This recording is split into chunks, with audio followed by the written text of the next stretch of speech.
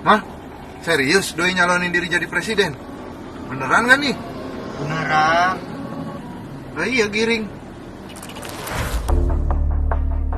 Ya, saya memang memberanikan diri untuk maju sebagai calon presiden di 2024. Dan di video ini, saya akan jelaskan alasannya.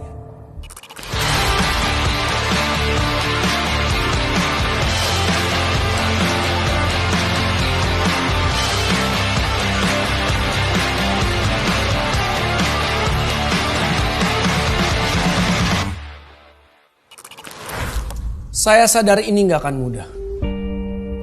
Saya justru terjun masuk ke dunia politik pada saat banyak anak muda gak suka, sinis, atau pesimis pada politik. Politik ya? Banyak yang bully gak sih? Politik ribet mas. Kita boleh aja benci politik, tapi suka gak suka, banyak keputusan penting yang terkait diri kita diambil melalui sistem politik. Contohnya nih, kalau ada kepastian hukum, efeknya dunia usaha bisa tumbuh dengan baik. Dan buat kita, cari kerja jadi gampang. Nah, kepastian hukum itu ditentukan oleh apa ya? Ya sistem politik. Bagi saya dan jutaan anak muda lainnya, ada dua pilihan. Diam dan melihat orang lain yang menentukan arah masa depan, atau turun dan terlibat menentukan masa depan kita sendiri. Saya memilih untuk turun dan terlibat. Saya percaya bahwa anak muda justru harus melibatkan diri lebih lagi dalam politik. Ini adalah cara agar suara kita didengar, diperhitungkan, dan bisa menentukan masa depan yang kita inginkan. Izinkan saya bercerita tentang latar belakang hidup saya, sehingga akhirnya mengambil keputusan besar ini. Saya lahir dari keluarga biasa, keluarga kelas pekerja. Saat krisis 98 karena beban ekonomi yang berat, bapak saya terserang stroke dan akhirnya meninggal dunia.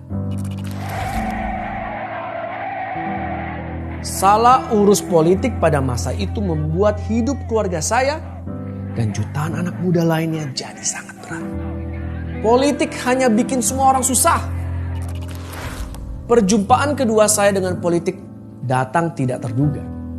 Jadi gini, selama puluhan tahun rumah keluarga saya di Jakarta langganan kena banjir. Tapi tiba-tiba tahun 2015 saya dan tetangga saya heran. Kok sekarang gak banjir lagi? Aneh juga ya. Ternyata selama ini kita terbiasa dengan banjir. Jadi begitu gak banjir, seperti ada yang hilang. Sejak itu, saya mulai memperhatikan ada banyak yang berubah di sekitar saya. Ada pasukan oranye yang rutin membersihkan sampah. Ada juga pasukan biru yang membersihkan sungai. Ketinggalan mas, itu mas, satu mas tuh. Wah, tuh mas. Ini hasil kerjaan Mas Giring harus diangkatin. Siapa?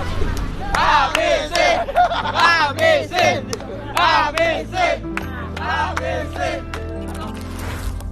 Sebelumnya, berpuluh tahun saya dan jutaan orang di Jakarta percaya bahwa kota ini gak akan pernah berubah.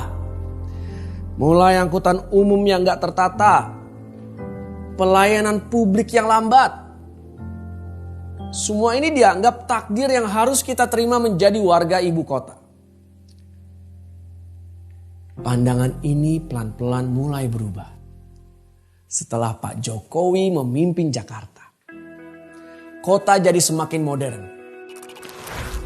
Kita bisa menyampaikan keluhan soal jalanan rusak, lampu jalan yang mati, atau sampah yang menumpuk lewat aplikasi. Penggunaan teknologi seperti ini bisa membantu menyelesaikan keluhan warga yang selama puluhan tahun cuma jadi tumpukan berkas laporan di kantor pemerintah. Bus-bus modern yang nyaman menggantikan bus-bus lama. Yang panas, pengap, gak aman, dan gak jelas kapan datangnya. Dulu, Kalau saya naik bus yang sepi, pasti was-was. Lirak-lirik kanan, kiri, sepanjang jalan karena trauma pernah kena todong. Tapi sekarang, kalau naik bus sepi malah senang. Bisa dengerin musik, kadang sampai ketiduran. Halte tujuan saya kelewatan. Taman-taman hijau mulai dibangun di seluruh kota, menggantikan pemandangan yang gersang dan kotor. Bertahun-tahun kita semua yakin bahwa ide membangun transportasi bawah tanah adalah mustahil. Itu ide gila. Karena Jakarta kan sering banjir. Tapi ternyata itu bisa. Sekarang kita punya MRT. Pelan-pelan saya sadar jika politik jatuh ke tangan yang tepat, justru akan membawa manfaat bagi banyak orang. Membuat hidup jutaan orang jadi lebih baik, lebih bahagia. Saya paham. Banyak generasi muda yang kecewa dengan gak percaya politik karena merasa diabaikan, ditinggalkan. Dan akhirnya politik menjadi sesuatu yang gak menarik. Pertanyaannya, kalau kita merasa diabaikan dan ditinggalkan, apakah kita akan diam? Buat saya reaksi yang sebaiknya diambil justru melibatkan diri supaya politik jangan jatuh ke tangan yang salah. Jatuh ke tangan orang yang gak ngerti kebutuhan, tantangan atau bahkan aspirasinya berbeda dengan kepentingan kita. Kaum muda. Kita sekarang sudah punya demokrasi. Kita punya pemilihan umum bebas.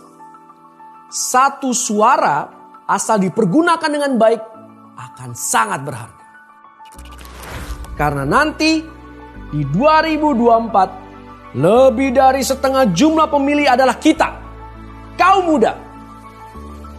Perlu kita sadari korban pertama dari setiap kegagalan politik adalah kita, anak-anak muda.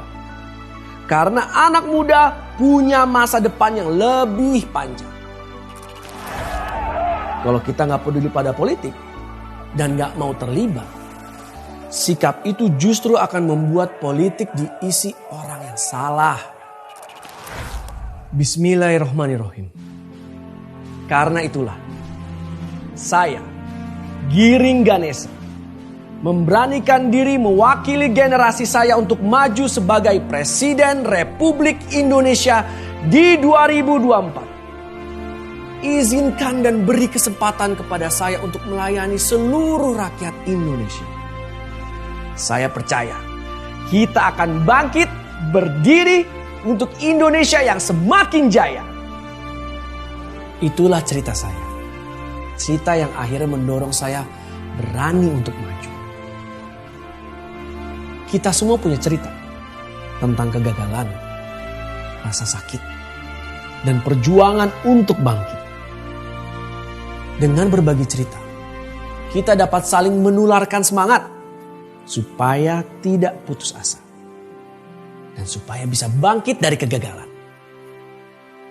Saya sudah berbagi cerita. Sekarang, kirimkan cerita kamu dengan hashtag Indonesia Bangkit. Mention saya di Facebook, Twitter, atau Instagram. Kisah kamu akan saya tayangkan di media sosial saya.